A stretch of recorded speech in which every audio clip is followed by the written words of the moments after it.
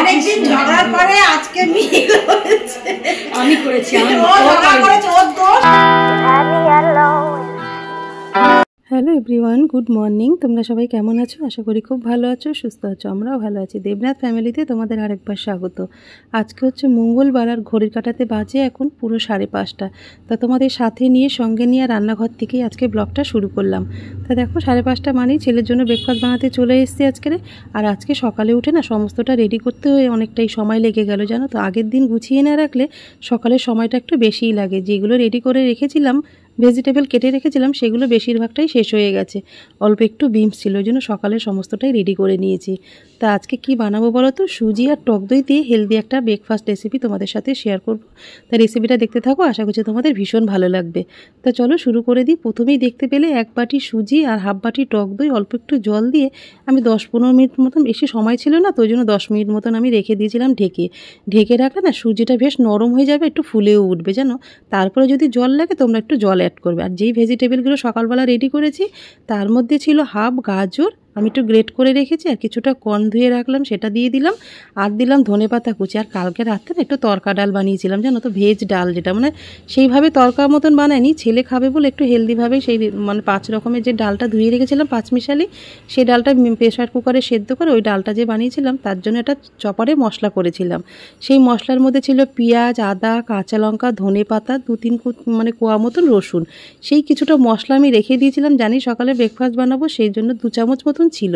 সেই মশলাটা ওর মধ্যে দিয়ে দিলাম, দিয়ে স্বাদ মতো নুন দিয়ে ভালো করে ওটাকে মেখে নিয়ে তারপর একটুখানি বেকিং পাউডার দিয়ে দিলাম। বেকিং সোডা না, কিন্তু বেকিং পাউডার দিলে ওপরটা খুব ক্রাঞ্চি হয়, আর টক দই দেওয়া আছে, ভেতরটা খুব সফট হবে খেতে, আর ভীষণ ভালো লাগবে। তা দেখো পুরো ব্যাটারটাকে আমি ভালো করে শুকনো করে মেখে নিলাম। বেশি একটা পাতলা করবে না, আমি যেরকম ব্যাটারটা গুলেছি ঠিক সেরকমই করে নেবে। তারপরে ননস্টিকের মধ্যে অল্প একটু তেল দিয়ে তার মধ্যে দেখো একটু তিল দিয়ে দিলাম, সাদা তিল আছে না, সেইটা দিলে না বেশ ভালো লাগে খেতে। কারি পাতাও দিতাম ছিল, কিন্তু একটু সময়টা কম আছে বলে দিলাম না, অন্য একদিন তোমাদের সাথে শেয়ার করবো। তা দেখো চাটুর মধ্যে ভালো করে ওটা মানে গোলা রুটি যেরকম করি সেইভাবে দিয়ে নিলে 2 পিঠ ভালো করে ঢেকে ঢেকে ভাজলেই ব্যাস রেডি হয়ে যাবে সুজি আর টক দই দিয়ে হেলদি একটা ব্রেকফাস্ট রেসিপিটা তোমাদের কেমন লাগলো অবশ্যই কিন্তু কমেন্টে জানিও। তো দেখো ব্রেকফাস্ট বানানো আমার একদম হয়ে গেছে, একটা মতন বাকি ছিল সেটাকেও ভেজে নিলাম। দেখতেই পেলে 1 বাটি সুজি কিন্তু আমি ভরেও দিইনি, তাতেই 3খানা মতন হয়েছে। অনেকটা ভেজিটেবল দিয়েছে তো তার জন্য তোমরা তোমাদের হিসাব মতন সকালবেলা বানিয়ে নেবে, আর একটু বেশি করেই বানাবে যাতে ছেলে মেয়েরও হয়ে যায় তার সাথে মারও হয়ে যায়। কেন বলতো, আমাদের নিজেদের একার জন্য ব্রেকফাস্ট বানাতে একদমই ইচ্ছা করে না, তখন আমরা অনেক সময় সকালবেলা না খেয়েও থাকি বা টুকটাক কিছু খেয়ে কাটিয়ে দিই। কিন্তু ছেলে মেয়ের জন্য যদি কিছু বানাই সেখান থেকে গেলে আমাদেরও ব্রেকফাস্টটা সকালে ঠিক টাইমে হয়, আর ভালো খাবারটা আমরা সকালে খেতে পারি, তাই না বলো? আর এখনকার ছেলেমেয়েরা তো ব্রেকফাস্টে একদমই কোনো ভেজিটেবল খেতেই চায় না। মানে আমার অত বড় ছেলে তাই কিন্তু কত নগড়া করে জানো ভেজিটেবল খেতে গেলে। তাকে আমি এইভাবে ভরে ভরে ভেজিটেবল খাবো, ও কিছু বুঝতেই পারে না। যখন বাড়িতে থাকে না সবজি দিই তখন বলে, মা এর মধ্যে আর কি সবজি দিতে বাকি আছে বলো তো। আমি বললাম এইরকম করে না দিলে তো তুই খাবেই না। একটা 5 বছরের ছেলে যেরকম বায়না করে, আমার অত বড় ছেলে ও এখনও ওরকম বায়না করে, কিচ্ছু খেতে চায় না জানো তো। ওই জন্য আমি ওকে কী করি তো, ব্রেকফাস্টে মানে সুজি টক দই অল্প দিলে তার ডবল দিয়ে আমি মানে ভেজিটেবল কেটে, ও কিছু বুঝতেও পারে না। তা দেখো ছেলে রেডি হয়ে গেছে, 6:30 বেজে গেছে, ও বেরিয়ে গেলে এবার এক এক করে কাজগুলো শুরু করব। আজকে দুপুরে রান্নাবান্নার খুব একটা ঝামেলা করব না, শুধু মাছের ঝোল আর একটু ভাত করে নেবো। আজকে বান্ধবীর বাড়িতে পুজো উপলক্ষে সবার নিমন্ত্রণ, কিন্তু এই যে বাবা আর ছেলে ঠিক মতন আসতে পারবে না বলে ওরা হয়তো যেতে পারবে না। দেবনাথবাবু আজকে মার্কেটে যাবে, ও তো আসতে সেই সন্ধ্যে 6টা বেজে যাবে, আর ছেলে তো আসে সেই সময়ও যাবে না, আমি একাই যাব ভাবছি। ওই জন্য ওদের জন্য মাছের ঝোল আর ভাত করব। তার ফাঁকে দেখো দেবনাথবাবু বাজারটা পাঠিয়ে দিয়েছে বাসুর হাতে, সেগুলোই ধুয়ে রাখবো। এই যে দেশি মুরগি, কাতলা মাছ, তারপরে তোমার আর স্যামের চিকেন, সেই সব সমস্ত ধুয়ে রেডি করে একদম বক্সে করে ফ্রিজে ঢুকিয়ে দেবো। আর আগের দিনে সেই ট্যাংরা মাছ রান্না করেছিলেন, ওখানেও কিছুটা মাছ রয়ে গেছে, সেই মাছটাই আজকে রান্না করে নেবো। আর এগুলো কালকে থেকে সব রান্নাবান্না শুরু করব। এগুলো এখন গুছিয়ে রেখে দিই। তা চলো, ট্যাংরা মাছের ঝোল রান্না করেছি, একটুখানি আলু দিয়েছি কারণ আর কিছু করিনি তাই জন্য। আর এই যে ভাত, আর ছেলের জন্য একটা মাছ রেখেছি, ওটা ওকে একটু ফ্রাই করে দেবো। এই যে রুই না কাতলা, এটা মেখে রেখেছি নুন হলুদ লঙ্কার গুঁড়ো দিয়ে। আর এই দেখো স্যামেরও বাজে এই সবে রেডি হতে পারলাম। ছেলে বাবু আসলো 1টার সময়, তারপরে স্যামকে খাওয়ালো, নিজে খেলো, সেগুলো সব পরিষ্কার করে নিয়ে এই যে সবে রেডি হয়ে নিলাম। এই দেখো এই শাড়িটা পরে নিয়েছি, কেমন লাগছে অবশ্যই কমেন্টে জানিও। 2টো শাড়ি চেঞ্জ করলাম, কোনটা পরবো বুঝতেই পারছিলাম না।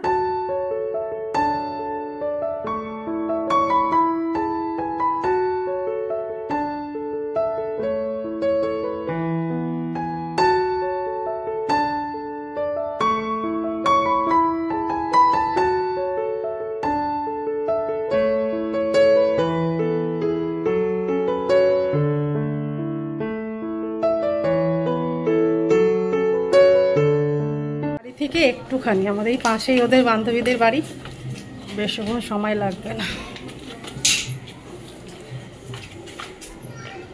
এই যে আমাদের বান্ধবীর বাড়িতে আসতে গেলে গাড়ি ঘোড়া কিছুই লাগবে না, একদম পায়ে হেঁটে 1 মিনিটও লাগে না আমাদের বান্ধবীর বাড়ি আসতে। আমার গেট থেকে বেরিয়ে একদম সোজাসুজি যেই বাড়িটা সেটাই হচ্ছে বান্ধবীর বাড়ি। সবাই আমরা এক জায়গাতেই থাকি আর কি বলতে পারো। খুলতে কী করে খুলবি? বাপরে, তুই তো ভালো জানিস, হাত পাবি। দাঁড়িয়ে আছি জানিস, ও কত চেষ্টা করলো কিন্তু খুলতে পারলো না। তো দেখো বান্ধবীর বাড়িতে চলে এসেছি, গেট খুলতে পারছিলাম না বলে বান্ধবীর মেয়ে নিচে নেমে এসছে। আর আমি আসলে এইখানে আমার হাত থেকে ফোনটা নিয়ে ওই ভিডিও করা শুরু করে দেয়, এতটাই পাকা বুড়ি জানো তো। তা দেখো এখানে এসে দুটো কিউট বেবির সাথে দেখা হয়ে গেল। এটা হচ্ছে আমার বান্ধবীর ভাইয়ের ছেলে, কি সুন্দর দেখতে, দেখো দুজনকে একদম একই রকম দেখতে। অনেক দিন পরে এরকম কিউট বেবি দুটো দেখলাম জানো তো। তা দেখো দু ভাইকে অনেকক্ষণ ধরে বলছি যে একটুখানি হাই বল হাই বল, কিছুতেই বলতে চায় না, এত লাজুক।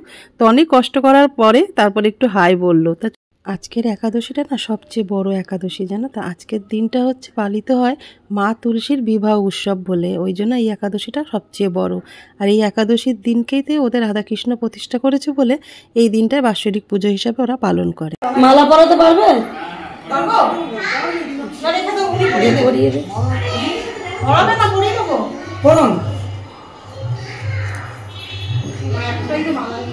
দুজনে দিয়ে দে, দুজনে একসঙ্গে দিয়ে দেন। হ্যাঁ বাস।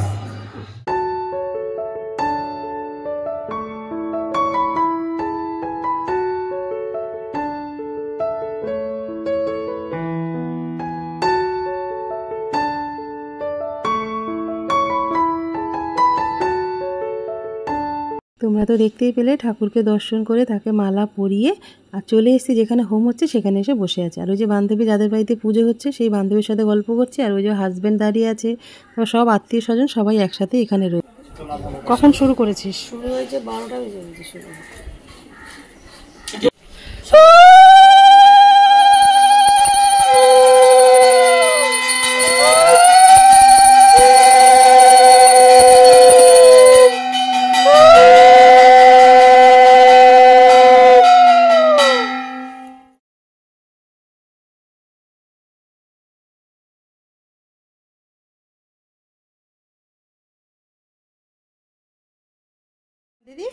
দিদি, আমি দিদি ছোট দিদি।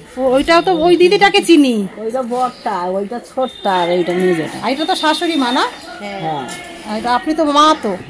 হ্যাঁ চিনতে পেরেছি।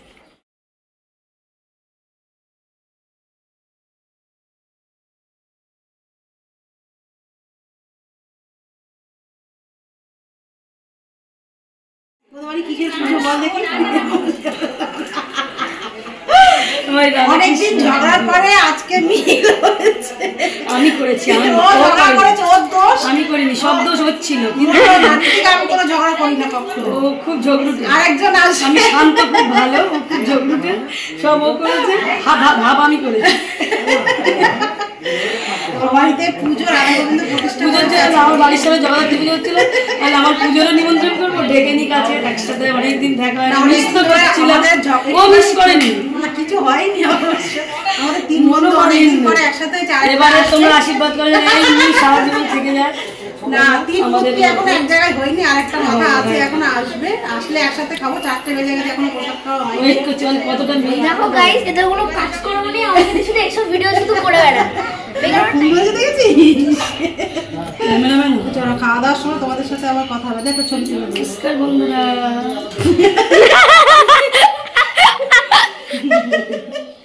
তাকো তাকো তুমি তুলছিস না? হ্যাঁ এটা তুলি। দিদি কাজ করছে আর ও ঘুরে বেড়ায়, চুপ করে বসে পড়ে, কিছুই কাজ করে না। তাকো। তা দেখো সবাই মিলে একসাথে প্রসাদ খেতে বসে পড়েছি। ইচ্ছা ছিল 3 বান্ধবী একসাথে এক টেবিলে গল্প করতে করতে প্রসাদটা খাবো, কিন্তু ও এখনো এসে পৌঁছায়নি। ফোন করেছিলাম, বলো ওর একটু 5:30 মতন বেজে যেতে পারে, টাইম লাগবে, বলো তোরা খেয়ে নে। তো দিদি, বোন, তারপরে মা, শাশুড়ি, ভাইয়ের বউ সবাই তো সকাল থেকে পুজোর কাজ করছে। একটা পুজোর বাড়িতে কত রকমের কাজ থাকে বলো তো। তাও না খেয়ে রয়েছে, 4:30 বেজে গেছে। আমাদের জন্য সবাই বসেছিল জানো তো। তাই ঋতিকার আমি পাশাপাশি বসেছি, এটা তো আমার বান্ধবী, আর তার পাশে বসেছে দেখো ওর দিদি আর ভাইয়ের বউ। ও পাশে বসেছে শাশুড়ি, ওর বোন, সবাই মিলে খেতে বসে পড়েছে। আর কত বেলা করবো, 4:30 বেজে গেছে। তা আমরা, ওর মেয়ে জিজ্ঞেস করছে, মেয়ে খাবার দিচ্ছে আমাদের খেতে, তা জিজ্ঞেস করছে কেমন হয়েছে খিচুড়িটা। আমরা বললাম খিচুড়িটা দারুণ হয়েছে। পুজোর প্রসাদ এমনিতেই কোনো বলতে নেই, পুজোর প্রসাদ এমনিতেই সব জায়গায় ভীষণ ভালো হয় খেতে। খেলছি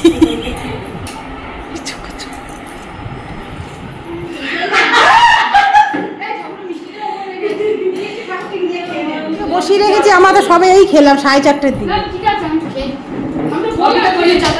হ্যাঁ, তোমাদেরকে এতক্ষণ যার কথা বলছিলাম এই আর একটা বান্ধবী, মানে আমরা 3 বান্ধবী। সবাই বলতো না আমাদের 3 মূর্তি, জানো তো, যেখানেই যেতাম বলতো এই 3 মূর্তি এসছে।